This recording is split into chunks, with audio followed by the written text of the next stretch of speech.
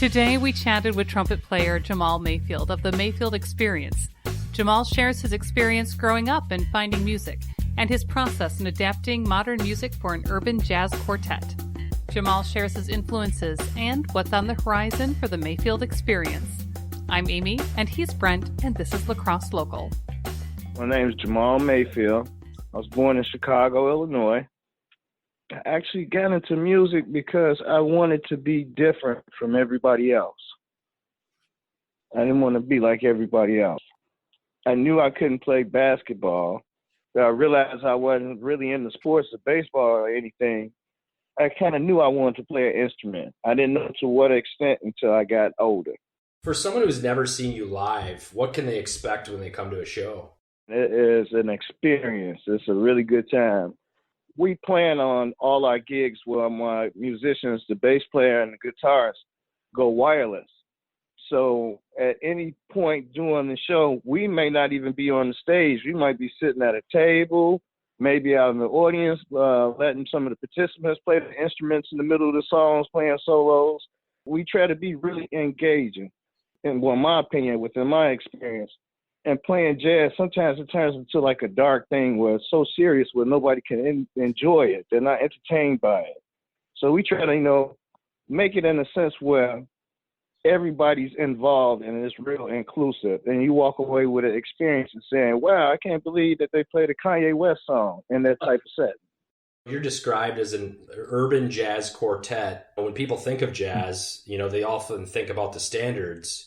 So with the Mayfield Experience, do you incorporate some of the standards or just sound, you mentioning Kanye West? Well, myself personally, I went to school for music from the age of maybe middle school, and I'm still going and learning. Music, especially jazz, is our language, and it's a dying art form. And I don't have anything against the standards, but you learn from playing standards, and then you want to evolve to something else. And evolving, you kind of pick up different groups of people. I can't say necessarily that somebody 20 years old may know Satin Down or A Night in Tunisia, but they will know Me, Myself, and I by Beyonce. They'll know Burning Down the House. And for the older crowds, they'll know that we're playing a Buddy Miles song. So, we try to incorporate music that people listen to on the radio every day other than stuff that I learned to play in high school. I truly want to let people know that jazz is one of our original languages. It's our music. And if it's not like somebody like me or hopefully my son or some of my students that I've had, if they don't take music and push it, it'll die off. Like some native languages that people don't speak anymore. I just want to keep it where, it's relative and inclusive for everybody to enjoy and not in that dark place. And I'm so serious. I'm a professor of this and that. Yeah, that's cool. But come on, listen to some of this.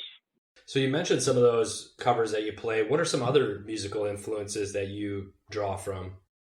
Well, of course, Dizzy Gillespie, Miles Davis, Nat Adderley. I listen to a lot of everything from Galveston Host. Lately, I've been listening to a little bit of the Abstract Orchestra. I find them to be pretty cool. Just, I can't even put my finger on one thing because I like Latin jazz too. My first jazz experience was playing Latin jazz. So with the Mayfield Experience, is that a rotating band of musicians or is it a set crew that you work with?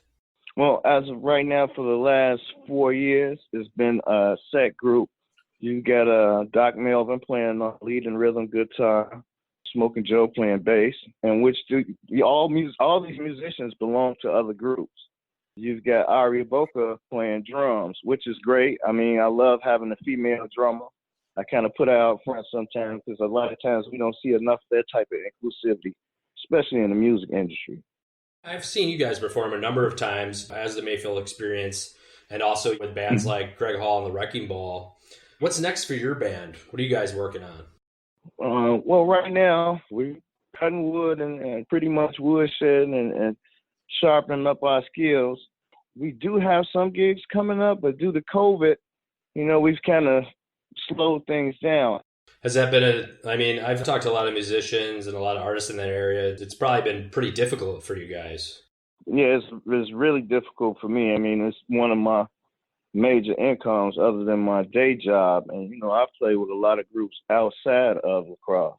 So I've been pretty much at home. So where can people find out more about you and the band? We have a Facebook page. We usually post our events on that page and, on our own personal Facebook pages. We're good about, kind of word of mouth and putting up posters. I'm still old school. I'll still go in a restaurant and ask, hey, can you put this on your window? That way I'm engaging in the community. And then sometimes that's open doors for us to do weddings and a lot of other events. I can say we've been really fortunate to be one of the newer groups in lacrosse.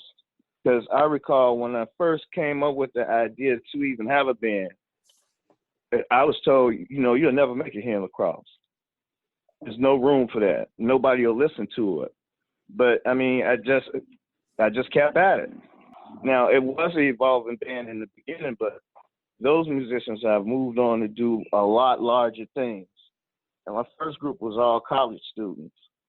So when they graduated, they transitioned. This group, we kind of a bunch of old people, so we're going to be around. Lacrosse Local Podcast is a production of River Travel Media. Do you have an interview idea you would like to share with us? Message us on Facebook at Lacrosse Locals. Subscribe to the Lacrosse Local Podcast on your favorite podcast app. If you like us, rate us 5 stars. We thank you for it.